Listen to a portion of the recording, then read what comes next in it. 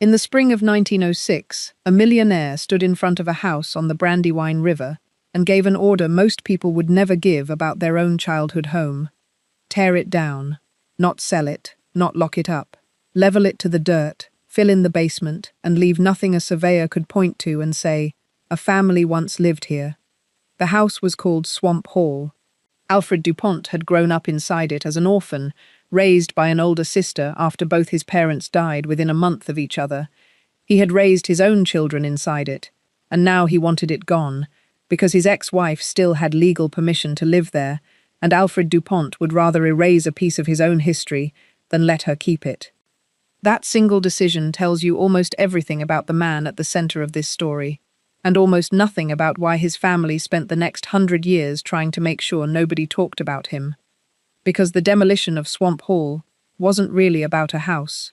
It was the opening move in a family war that would involve a hunting accident, a secret $1 million payoff to another woman's husband, a Delaware legislature bribed to change a child's legal name out of spite, a 15-year boardroom battle for control of one of the largest fortunes in America, and a fortress of a mansion built with a 9-foot wall topped in broken glass, specifically so the rest of the DuPont family couldn't see in.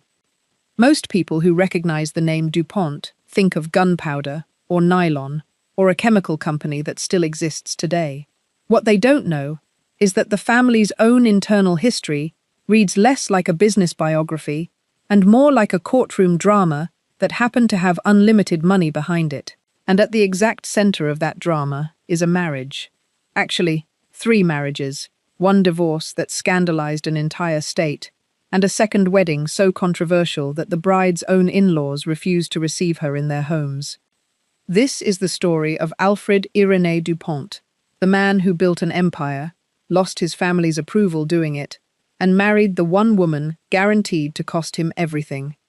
Here's what makes this different from the usual old money scandal.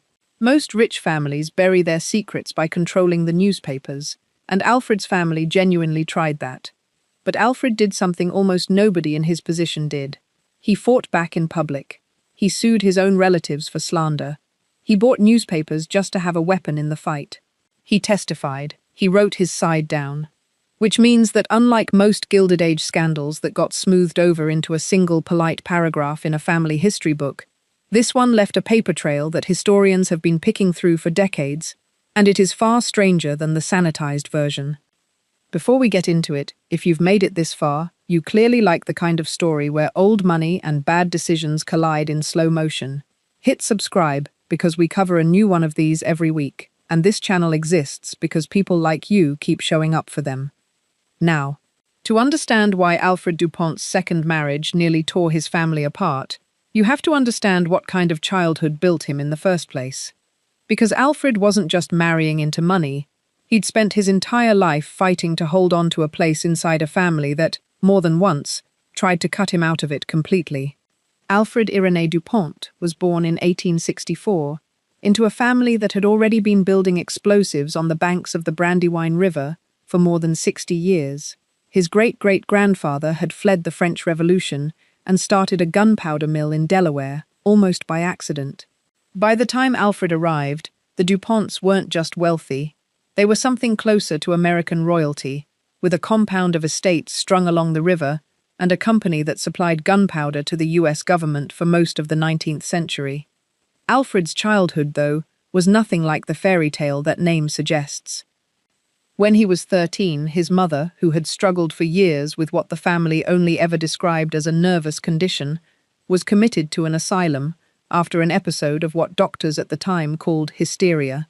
She died within a week of being admitted. His father, already ill with tuberculosis, followed her a month later.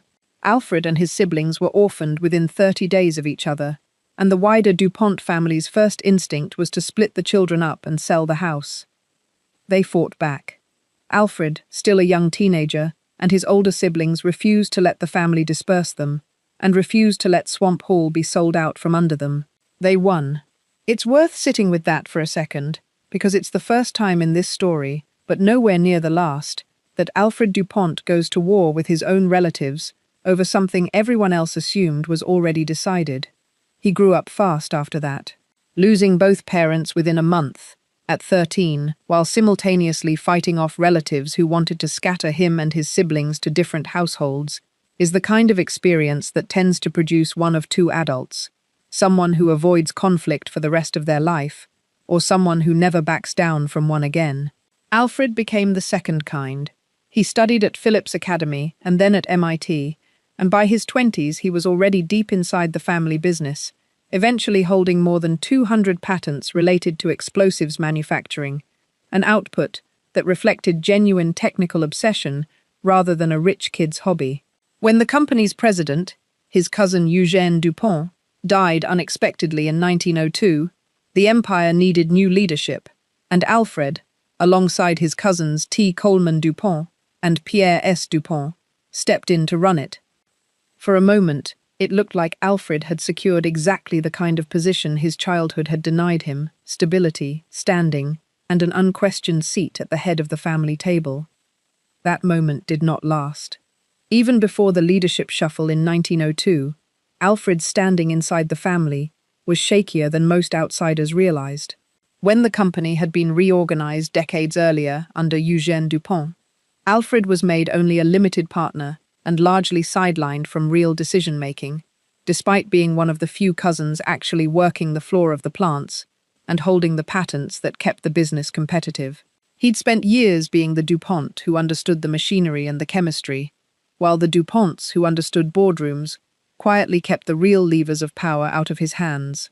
That imbalance, technical expertise on one side, political control on the other, would matter enormously once his personal life gave his rivals a reason to move against him. In 1887, at 23, Alfred had married a distant cousin named Bessie Gardner. On paper, it was the kind of match his family approved of completely. Cousin marriages were common in the DuPont dynasty at the time, a way of keeping both bloodline and fortune inside a tightly controlled circle. Bessie and Alfred had 4 children together, and for a while the marriage looked, from the outside, like exactly what it was supposed to be. Inside the house, it was a different story. By most accounts, including letters written by Alfred's own siblings, Bessie was sharp-tongued and openly critical of her husband, sometimes in front of other people. Some biographers have connected her frustration to Alfred's growing deafness, which had worsened over the years and made him increasingly withdrawn in social settings. Whatever the cause, several of Alfred's siblings grew so tired of the tension in that house that they stopped visiting Swamp Hall altogether. Then, in 1904, Alfred was badly wounded in a hunting accident and lost the use of one eye. Bessie was away at the time. The person who stepped in to nurse him back to health wasn't his wife. It was a distant cousin named Alicia Bradford Maddox, a woman 11 years younger than Alfred, already married to a man named Amory Maddox, whom Alfred himself had once helped find a job. Nothing about that sentence was supposed to end in scandal. Alicia had known Alfred since childhood. When she'd married Amory Maddox years earlier, Alfred had literally stood in for her absent father and walked her down the aisle. He was, by every account, meant to be something closer to a favorite uncle in her life than anything else. But over the following 2 years, while Alfred recovered from his injury and his marriage to Bessie continued to deteriorate, his relationship with Alicia deepened into something else. In 1906, Alfred divorced Bessie. He gave her a trust worth $600,000, roughly a tenth of what his relatives believed his actual fortune to be, and let her keep the right to live in Swamp Hall, on one condition: she could stay only as long as she didn't remarry. His extended family was furious about the settlement before they even knew the real reason behind the divorce. Several relatives thought $600,000 was insultingly small, given what they understood Alfred's fortune to actually be, and they said so, loudly, in the kind of letters between siblings and cousins that eventually end up in university archives. But that early criticism was nothing compared to what came next. When word got out that Alfred intended to marry Alicia Maddox, a woman who was still legally married to someone else at the time, and a woman he had known since she was a child, their anger turned into something closer to open war. It didn't help that Alfred moved fast. He didn't wait years for a decent interval to pass. He established residency out in South Dakota, specifically because its divorce laws were faster than Delaware's, got the marriage to Bessie legally dissolved, and set his sights immediately on marrying Alicia. To his relatives, the speed alone looked like confirmation of everything they already suspected about what had actually happened during his recovery from the hunting accident. Quick pause here, because what happens next is the part of this story most documentaries about the DuPonts leave out entirely, and it's the reason the family worked so hard to keep this buried for 100 years. If you're finding this as engaging as I think you are, drop a comment telling me which DuPont scandal you want covered next. We read every one of them, and it genuinely shapes what we make. Now, back to Alfred and Alicia. Alicia's husband, Amory Maddox, did not take the situation quietly. He filed a lawsuit against Alfred for alienation of affection, a legal claim that essentially accused Alfred of deliberately breaking up his marriage. In an era when a scandal like this could permanently damage a family's standing in Delaware society, a public trial airing every detail of an affair between cousins was the last thing either side wanted. So Alfred did what a man with his resources tends to do when he wants a problem to disappear quietly. According to several biographical accounts, he paid Amory Maddox roughly $1 million, an enormous sum for 1906, on the condition that Maddox divorce Alicia without contest, drop the lawsuit, and leave for Europe. It worked, in the narrow sense that it kept the worst details out of a courtroom. It did nothing to stop the story from spreading through Wilmington society anyway. By the time Alfred and Alicia actually married in 1907, everyone who mattered in Delaware already knew roughly what had happened, and the DuPont family's reaction was immediate and unambiguous. They refused to receive her. That phrase sounds almost quaint now, but in the social world the DuPonts occupied, it was a real and devastating consequence. The wives and mothers of the extended family made a coordinated decision not to invite Alicia into their homes, not to acknowledge her at family gatherings, not to treat her as a legitimate DuPont. Alfred, who had already alienated much of the family through the messy end of his first marriage, was now watching his second wife get systematically frozen out of the world he'd been born into. His response was not to apologize or wait it out. It was to build a 9-foot wall topped with broken glass around a brand-new mansion he named Nemours, and to essentially dare the rest of his family to try to look inside his life again. There's also a detail about the wedding itself that almost never makes it into the shorter retellings of this story. Alfred and Alicia had planned a honeymoon immediately following the ceremony, but on their actual wedding day, a DuPont company plant in Fontenay, Indiana, exploded, killing 27 workers. Instead of leaving for their honeymoon, the newlyweds traveled straight to Indiana to be with the injured and the families of the dead. Alfred, reportedly disgusted by the plant's safety record, ordered the site abandoned afterward. It's a strange, almost cinematic footnote to a marriage that had already consumed a year of tabloid-level gossip, the wedding day scandal briefly interrupted by 27 real deaths, and a groom who chose to go stand in the wreckage instead of catching a train to a honeymoon suite. Nemours is still standing today, and if you've ever seen photographs of it, you've probably assumed it was built purely as a monument to wealth. It wasn't, not entirely. It was built as a wall, in the most literal sense a person can build one, between Alfred du Pont and the family that had rejected the woman he loved. The timing made everything worse. Even as Alfred was building Nemours and fighting to keep his marriage intact, a separate battle was unfolding over control of the DuPont company itself. His cousins Pierre, Lamont, and Irénée du Pont, along with T. Coleman DuPont, maneuvered to consolidate power within the business while Alfred's personal scandal left him politically weakened among the extended family. Another cousin, William DuPont, sided with Alfred, but it wasn't enough. The fight dragged on for roughly 15 years, through lawsuits, boardroom maneuvers, and a level of bitterness that rarely stayed private for long, and it ended with Alfred pushed out of any meaningful role in the company his own ancestors had founded, formally in 1916. Alfred, characteristically, did not go quietly. At one point, still angry over the earlier divorce from Bessie, he reportedly persuaded members of the Delaware state legislature to secretly attempt to pass a personal bill changing the legal surname of Bessie's sons, purely to spite her. The bill actually passed the state's lower house before failing in the Senate by 2 votes. Read that again. A sitting industrialist tried to use the machinery of state government to rename his own children out of anger at his ex-wife, and very nearly succeeded. He also acquired several Delaware newspapers during this period, largely so he'd have a platform to fight back against his family's version of events in public. Where most wealthy families of the era handled disputes through quiet backroom settlements and social pressure, Alfred du Pont turned his side of the story into front-page material whenever he got the chance. He went further than that, too. Convinced that certain relatives were actively spreading damaging rumors about his character to undermine his standing in the company, Alfred filed slander suits against members of his own family, forcing private accusations into public court filings that Delaware newspapers, including some he didn't own, were more than happy to cover. None of it repaired the marriage he'd fought so hard to protect, and none of it won back the company.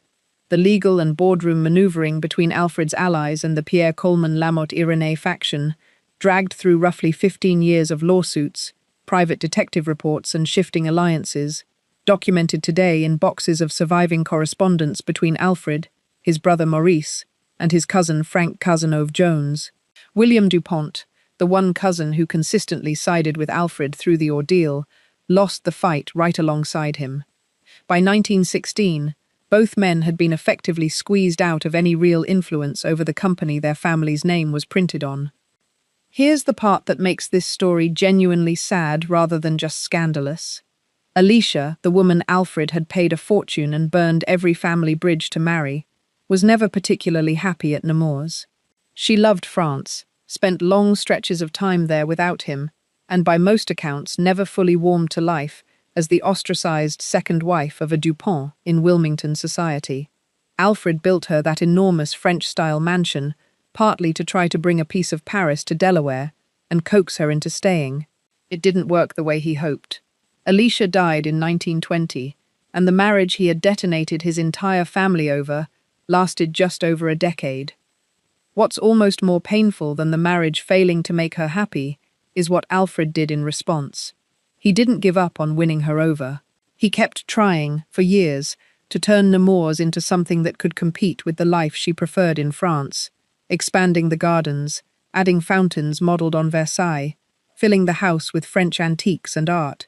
It was a fortress built to keep his family out, and, at the same time, a stage set constructed for an audience of one woman who mostly wasn't there to see it. A biographer who later wrote about their marriage noted that Alicia had made her position clear almost from the start. She agreed to marry him, but told him plainly that their relationship could never be a romantic one in the way he hoped. He married her anyway, apparently believing that devotion, time, and an increasingly extravagant mansion might eventually change her mind. They didn't. A year later, Alfred married a third time, to a woman named Jessie Dew Ball, a farm girl from Virginia with no connection to the Du Pont dynasty at all, which apparently raised its own set of eyebrows in a family so obsessed with bloodline and pedigree. Unlike the chaos of his second marriage, this one appears to have given Alfred something closer to peace in his final years.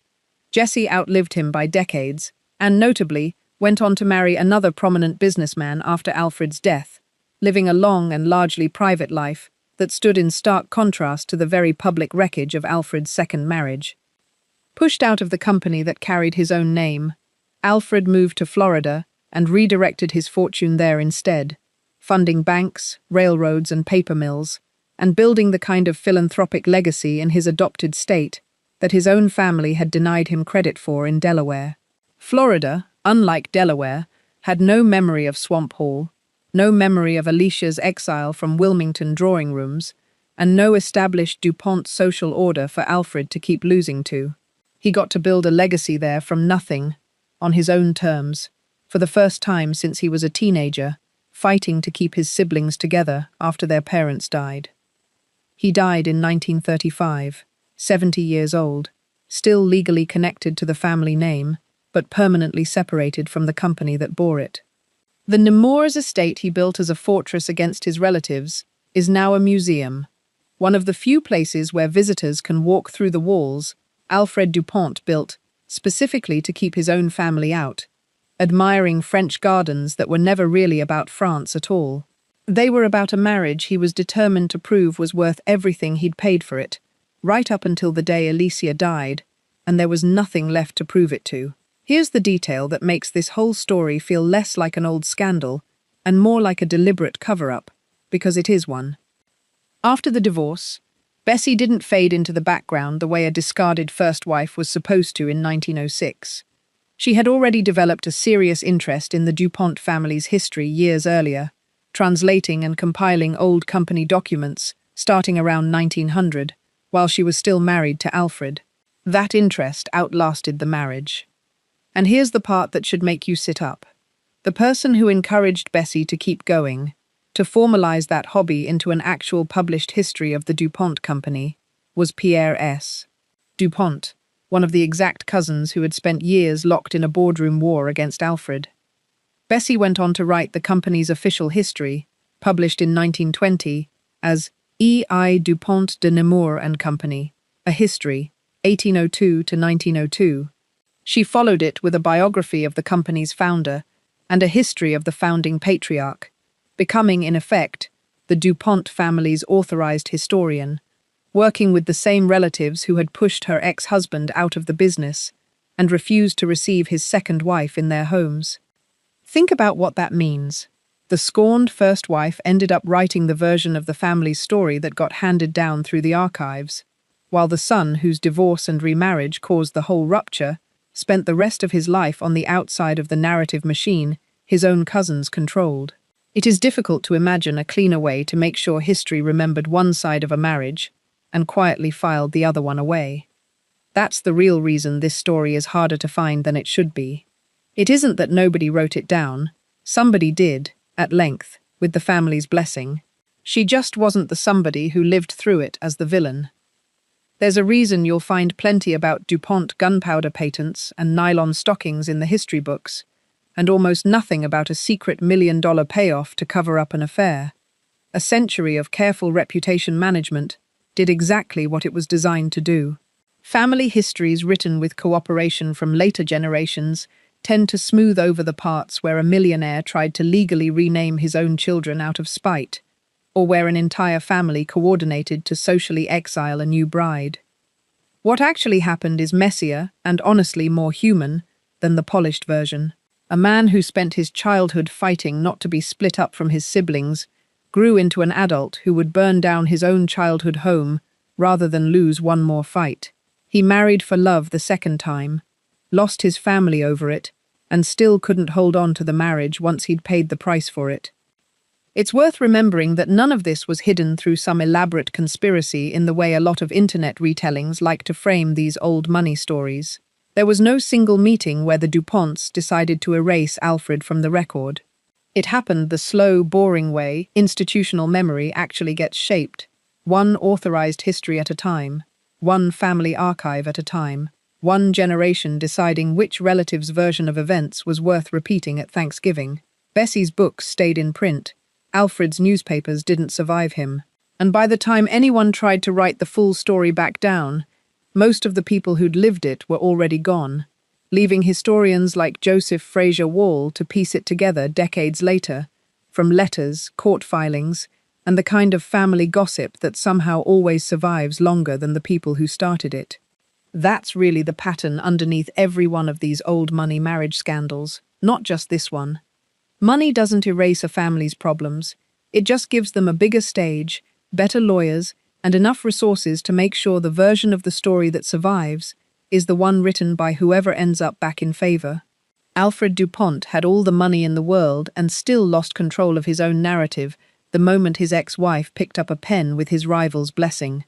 Walk through Nemours today, and the tour guides will tell you about the French gardens, the reflecting pool, the Rococo revival architecture. Most won't mention the glass shards embedded along the top of the original perimeter wall, or explain who, exactly, Alfred was so determined to keep out. That's the thing about mansions built by wounded people. They photograph beautifully. They just don't tell you why the walls are so high. If you want more of these stories, the ones the families involved would rather stayed buried, subscribe and turn on notifications, because we're covering another one next week that's arguably even stranger than this one. And if there's a specific DuPont Kennedy, or old money name you want us to dig into next, tell us in the comments below. We're already reading through the requests from the last video.